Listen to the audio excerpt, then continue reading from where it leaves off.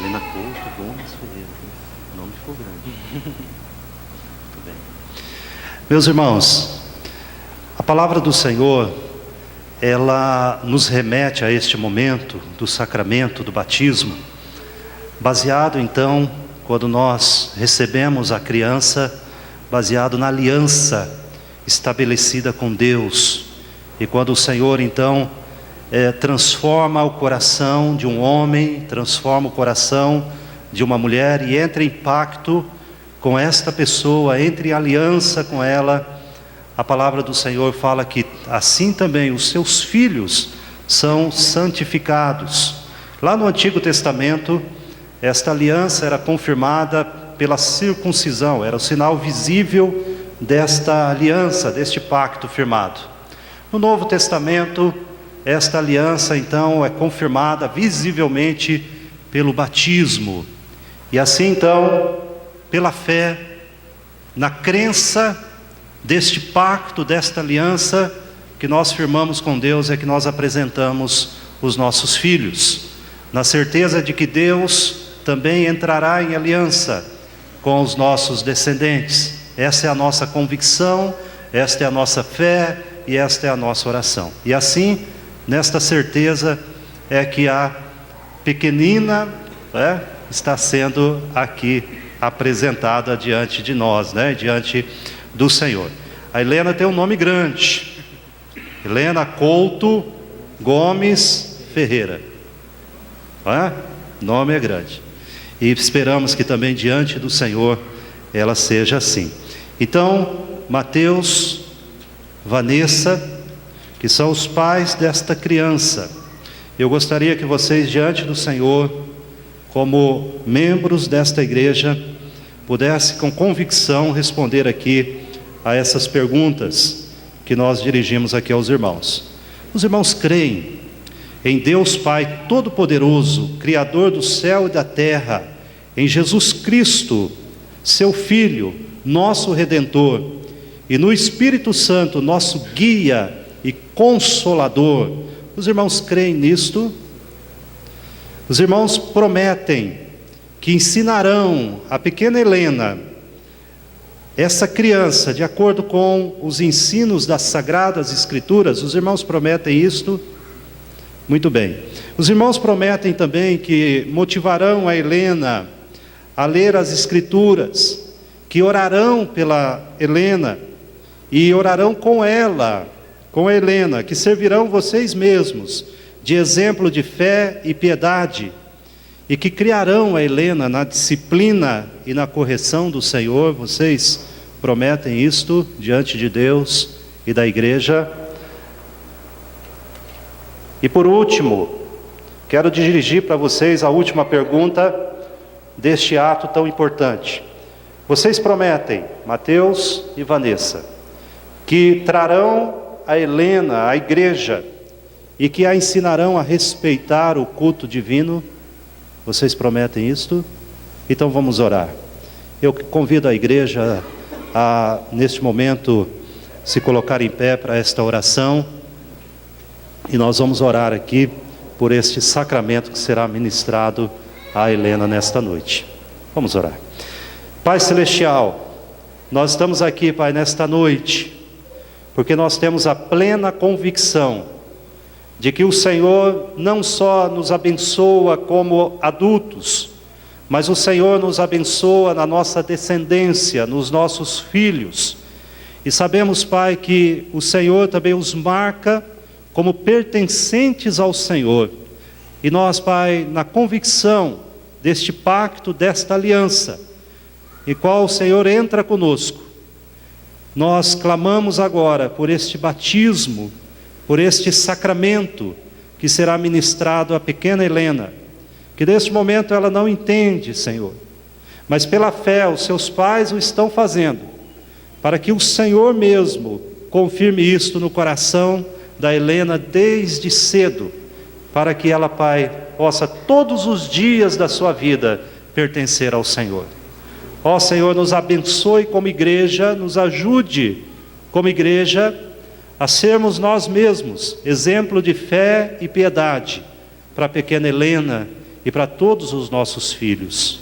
Ó Senhor, nós oramos na confiança que temos em Cristo Jesus e no nome dele.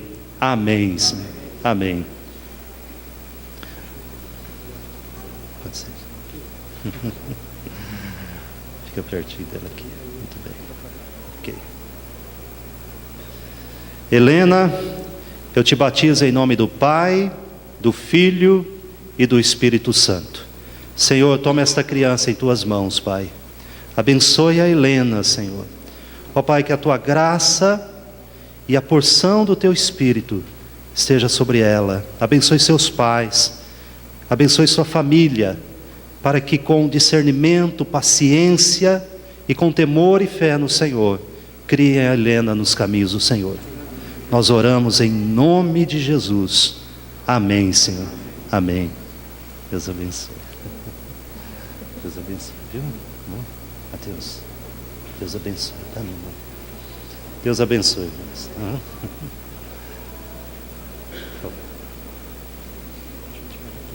Obrigado, viu, Camila? Pode se assentar, meus irmãos.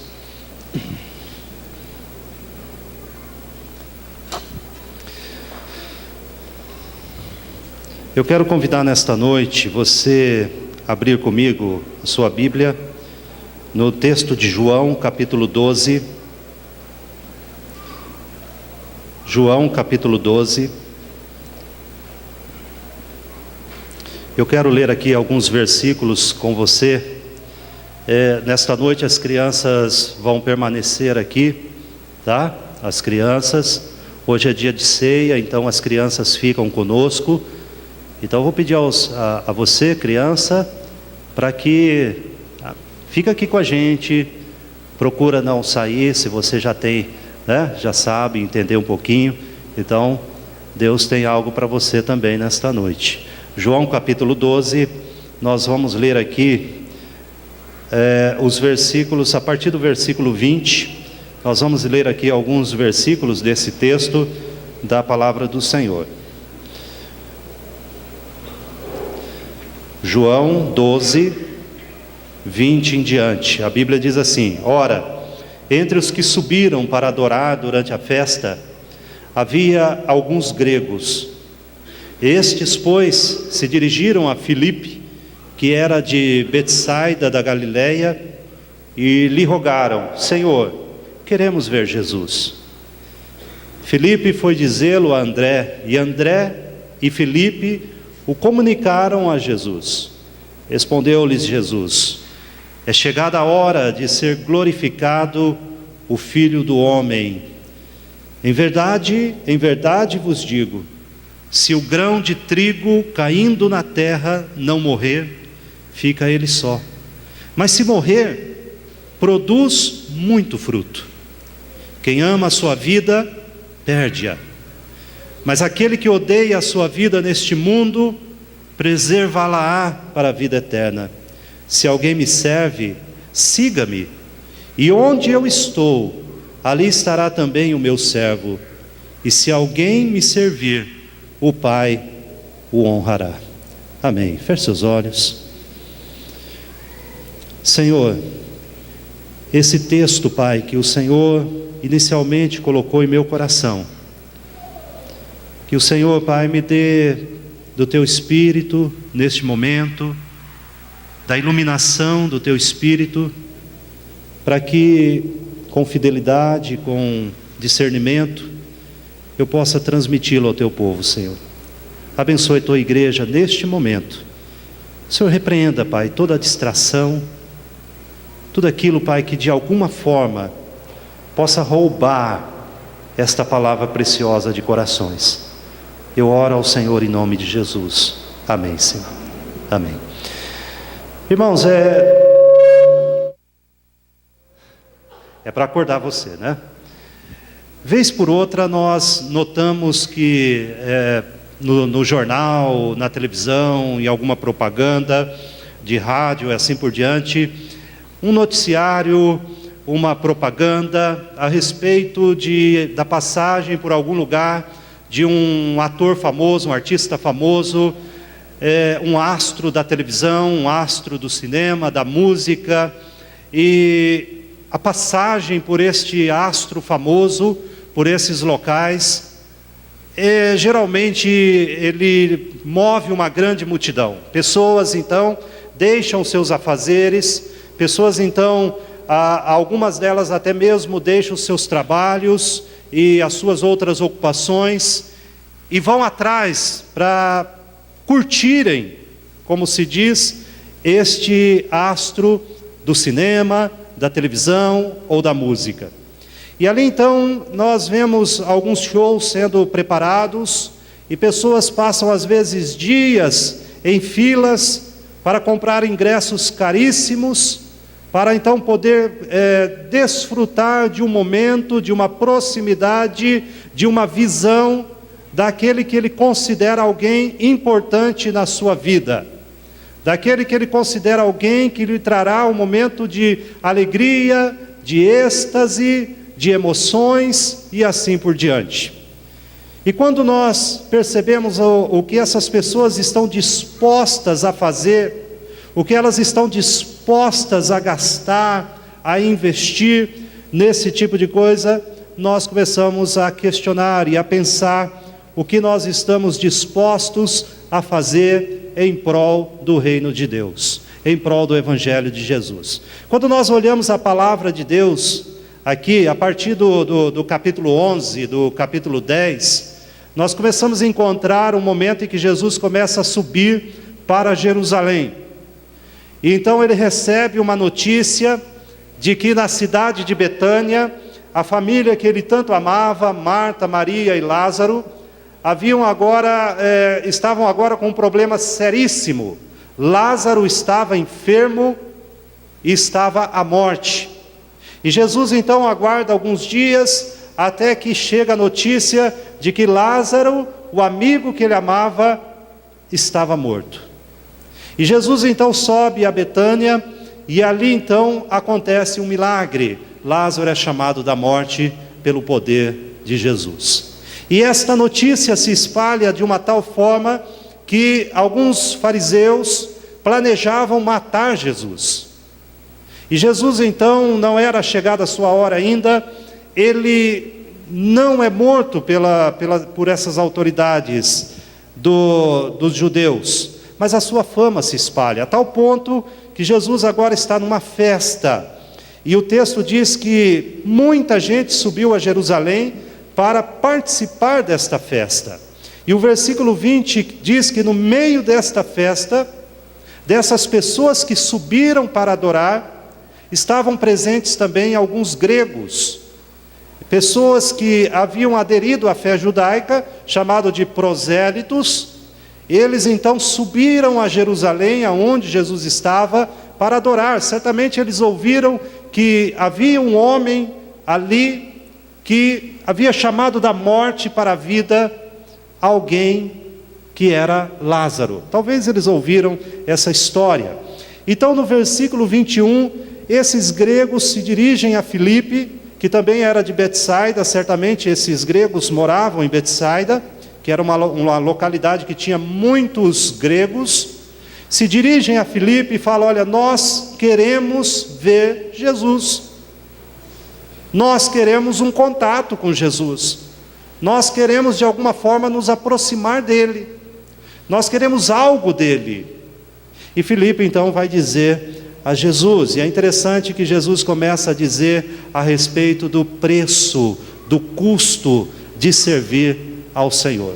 Talvez, meu irmão, minha irmã, nesta noite, você tenha vindo aqui à igreja, e a maioria de nós viemos aqui, a não ser um ou outro caso que veio porque foi obrigado, veio porque senão ficaria mal ele faltar mais uma vez à igreja. Talvez as pessoas reparariam na sua ausência tão prolongada. Talvez você veio aqui para encontrar um amigo, ou por um motivo ou outro qualquer, mas muitos de nós viemos aqui porque de fato nós queremos algo vindo de Jesus para a nossa vida. Nós queremos nos aproximar do Senhor. Nós queremos ter algo com Jesus. Nós queremos ver Jesus. Nós queremos sentir Jesus. E por isso nós viemos à igreja, porque percebemos que precisamos de Jesus na nossa vida. Mas eu quero levantar aqui, meus irmãos, com muito temor e tremor, algumas questões que eu gostaria de colocar para a igreja nesta noite. E eu quero que você preste muita atenção no que eu vou falar, em nome de Jesus. Preste muita atenção do que Deus tem para nós nesta noite. E eu quero dizer para você que o fato de nós queremos algo com Jesus precisa nos levar a algumas reflexões. Nós precisamos questionar algumas coisas na nossa vida. E uma delas é: como você quer experimentar alguma coisa de Jesus? Como você quer ter algum tipo de relacionamento com Jesus? Como você quer ter uma proximidade com Jesus? Se o tipo de cristianismo que você vive, se o tipo de compromisso que você vive é superficial, é raso, não serve para Deus.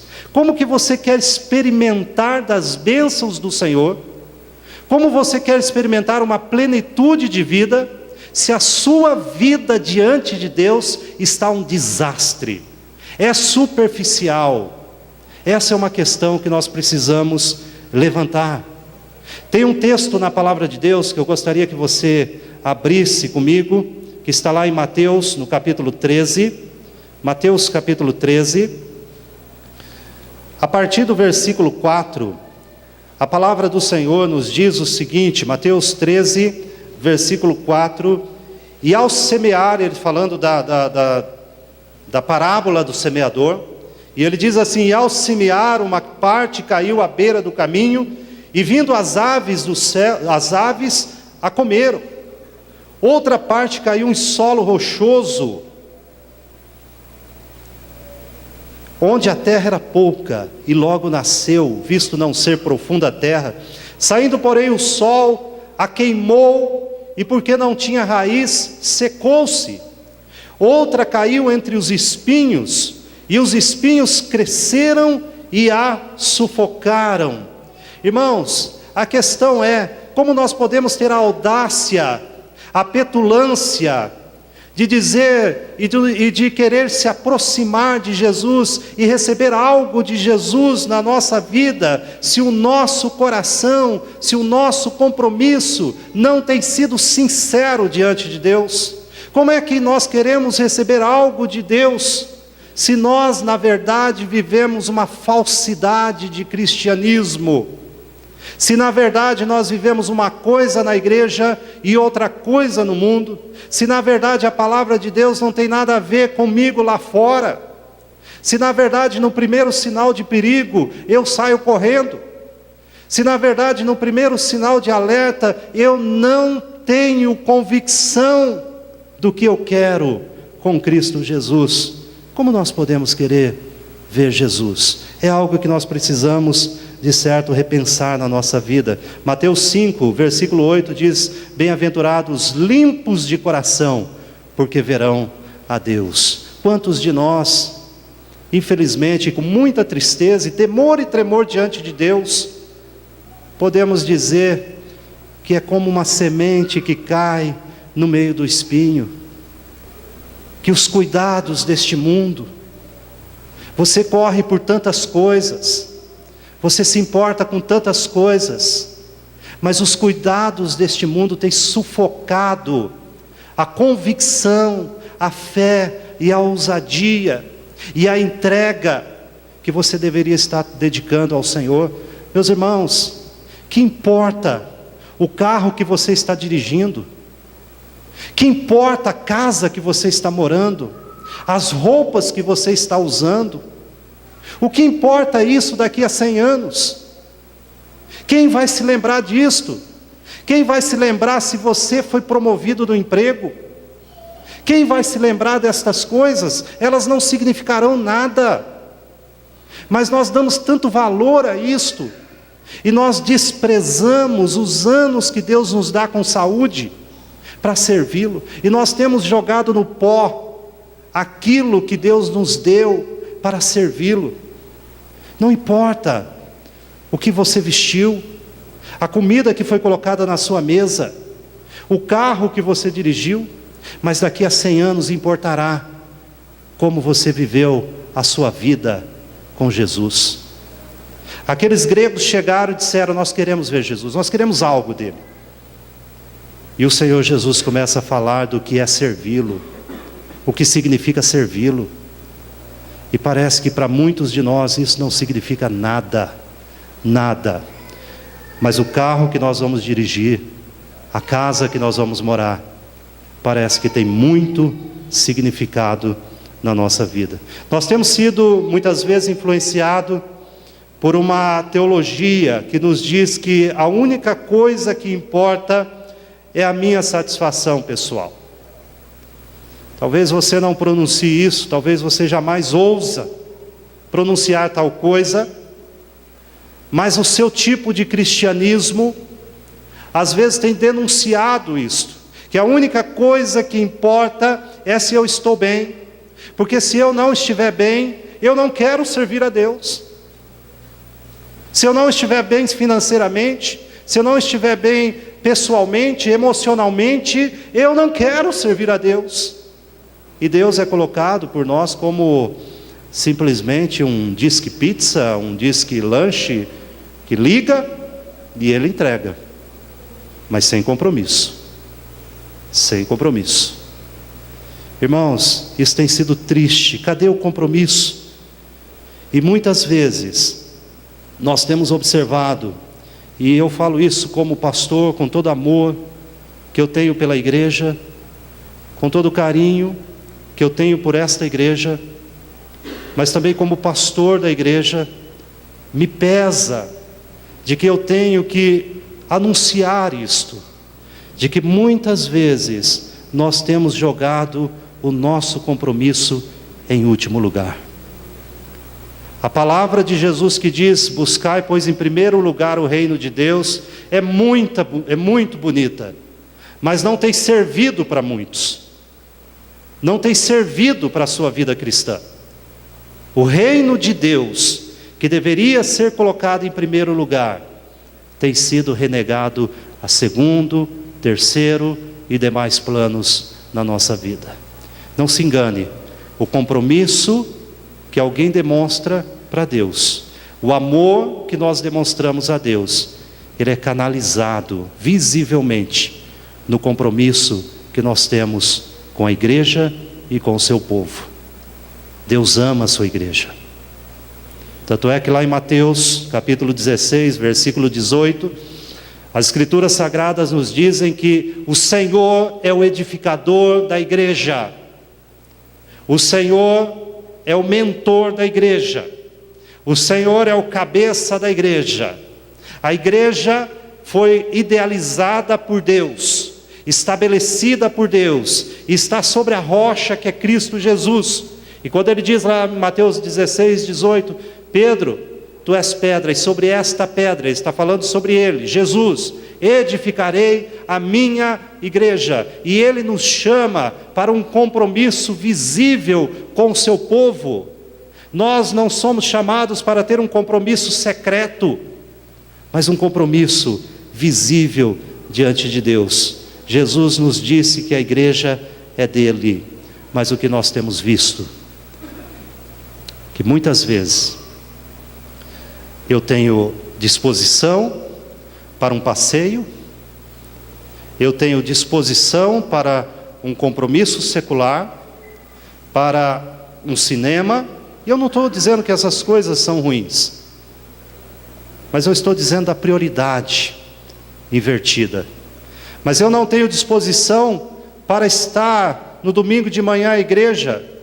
Eu levo os meus filhos e os pressiono para que não percam as aulas de inglês, para que não percam as aulas de qualquer outra atividade, para que tirem boas notas na escola, mas eu não tenho coragem de acordá-los para que estejam na igreja. E eu ainda quero ter uma relação com Deus. Eu ainda quero ser abençoado por Deus. E eu ainda reclamo quando Deus se nega a me dar uma vida plena e abundante. Mas eu tenho negligenciado a minha vida com o Senhor. E às vezes o que nós vemos, meus irmãos, como fruto de um descaso, são bancos vazios, escolas dominicais negligenciadas, igreja negligenciada e a obra da evangelização negligenciada.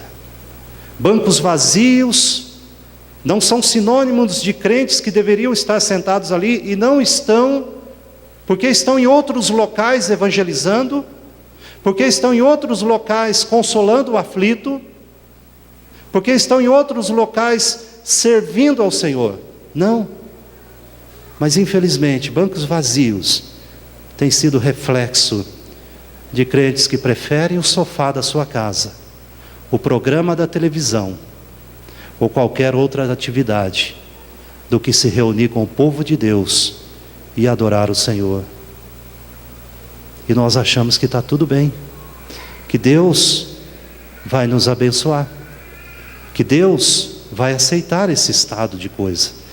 Lá em Ageu, no capítulo 1, o livro de Ageu, capítulo 1, versículo 9, a palavra do Senhor, quando Deus traz a sua palavra através do profeta Ageu, quando fala da sua casa, o templo, o texto nos diz, e há uma aplicação muito séria para nós nos dias atuais, dizendo assim: esperastes o muito, Ageu capítulo 1, versículo 9, e eis que veio a ser pouco, e esse pouco, quando trouxestes para casa, eu com um assopro dissipei. Por quê?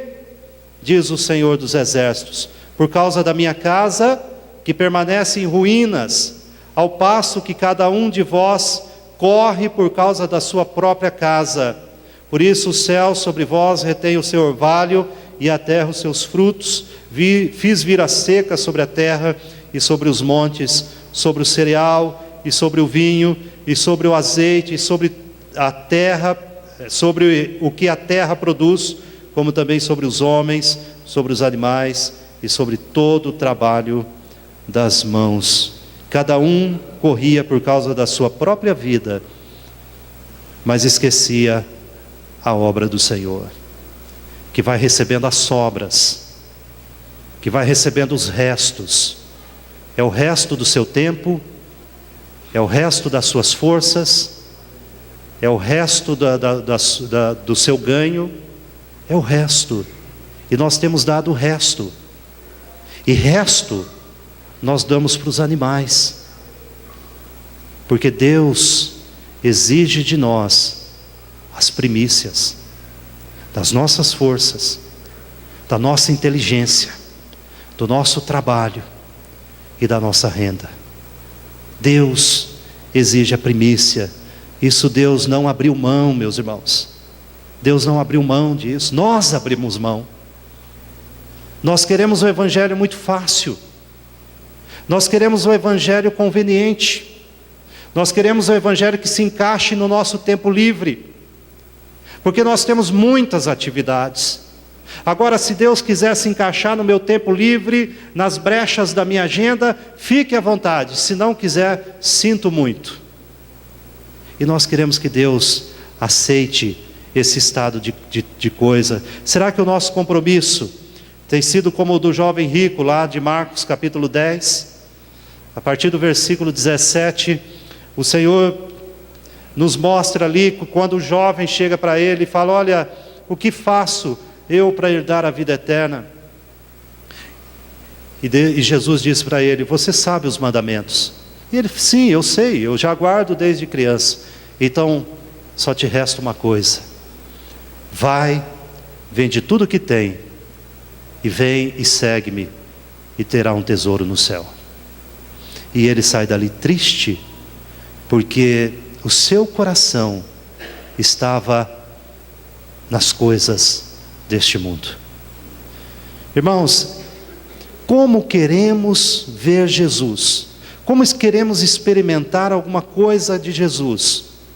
Como queremos uma vida abundante, se o nosso compromisso com Ele for superficial, raso, mesquinho? Como queremos? E ao olhar para esse texto de João, capítulo 12, o qual nós vimos aqui no início, nós podemos também, nesta pergunta dos gregos, quando ele nos fala a respeito do seu desejo de ver Jesus, João capítulo 12, versículo 21, Senhor, queremos ver Jesus, queremos algo deste Jesus, queremos nos aproximar deste Jesus, queremos receber alguma coisa dele. Mas a questão é, meus irmãos, como queremos ver Jesus se tivermos um testemunho duvidoso? Se o tipo de vida que você leva não condiz com aquilo que Deus quer, como poderemos querer ver Jesus? Abra sua Bíblia em Mateus 18. Mateus capítulo 18, versículo 6, ele diz assim: qualquer, porém, que fizer tropeçar a um destes pequeninos que creem em mim, melhor lhe fora que se lhe pendurasse ao pescoço uma grande pedra de moinho e fosse afogado na profundeza do mar. Ai do mundo por causa dos escândalos, porque é inevitável que venham escândalos, mas ai do homem pelo qual vem o escândalo. Portanto, se a tua mão ou o teu pé te faz tropeçar, corta-o e lança-o fora de ti. Melhor é entrares na vida manco ou aleijado, do que tendo duas mãos ou dois pés, seres lançado no fogo eterno.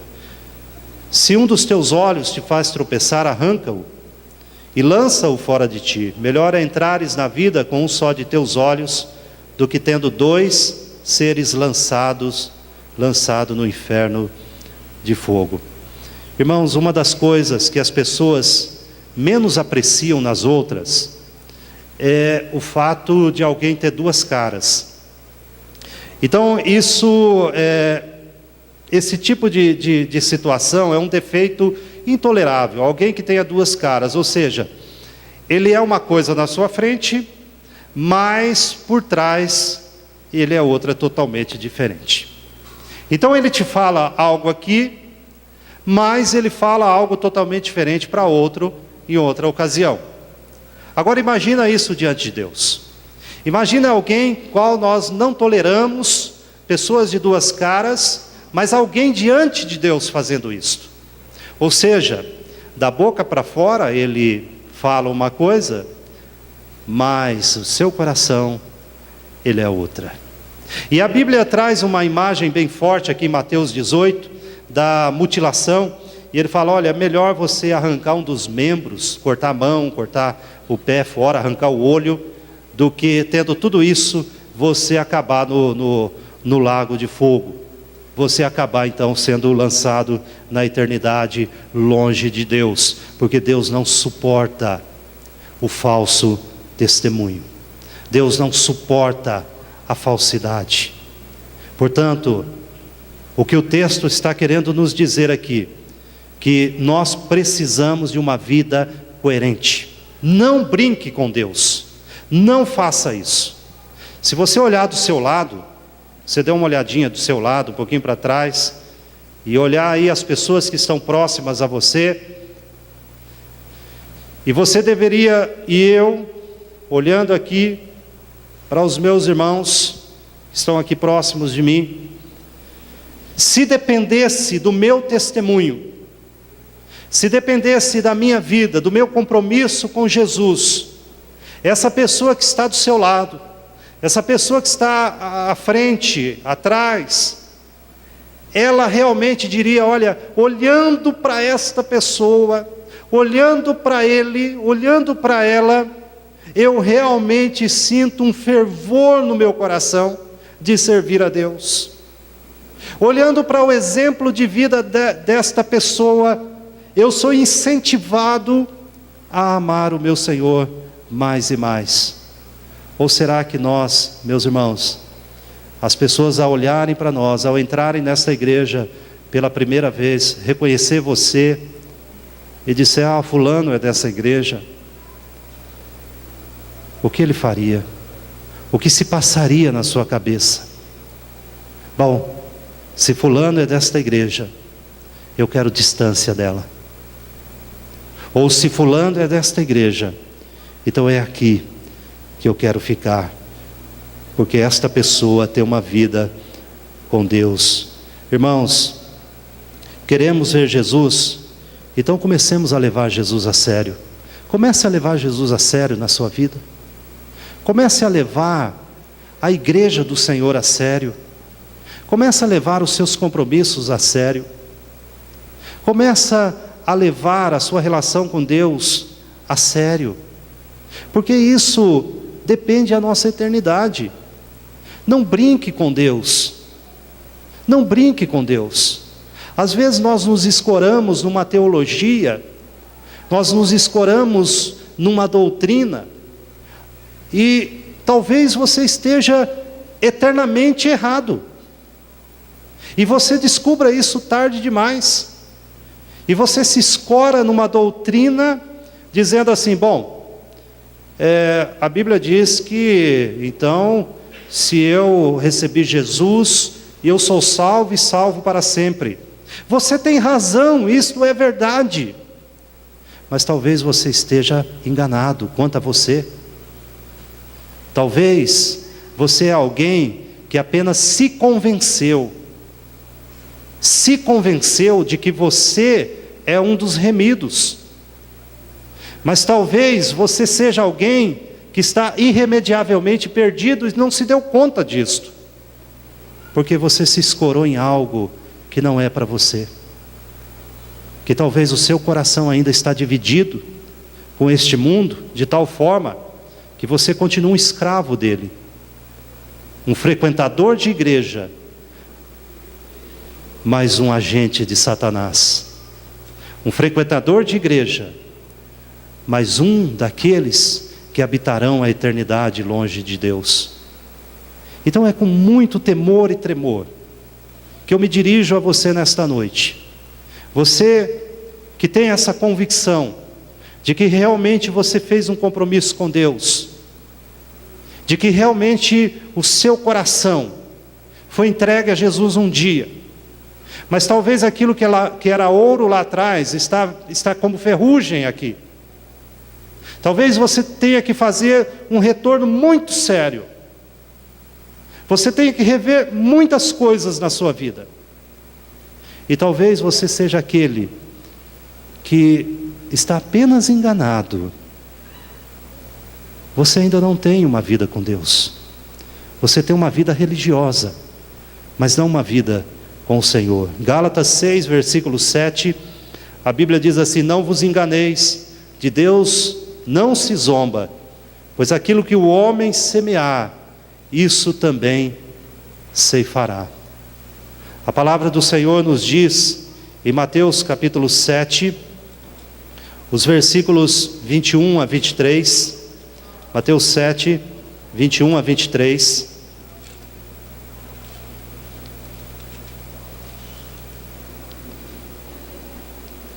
nem todo o que me diz Senhor, Senhor, entrará no reino dos céus, mas aquele que faz a vontade de meu Pai que está nos céus. Muitos naquele dia hão de dizer-me: Senhor, Senhor, porventura não temos nós profetizado em teu nome, e em teu nome não expelimos demônios, e em teu nome não fizemos muitos milagres? Então lhes direi explicitamente: nunca vos conheci. Apartai-vos de mim, os que praticais a iniquidade.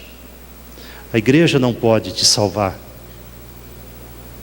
A igreja não pode salvar. O ser arrolado num rol de membro de igreja não vai te dar salvação. Você ter um pai crente, uma mãe crente, não garante a sua eternidade. Se a sua esposa é crente, o seu marido é crente, isso não garante para você. É preciso que você tenha um compromisso com Deus. Irmãos, a Bíblia diz: segui a paz com todos e a santificação, sem a qual ninguém verá o Senhor. Eu quero me dirigir a você que tem vivido uma vida descuidada descuidada para com Deus. Irmão, você está correndo um risco muito grande. Muito grande. Porque se você é uma coisa aqui dentro e outra lá fora, não brinque com Deus. Até quando Deus vai suportar o seu descaso? Até quando Deus vai suportar o seu estilo de vida? Cuidado.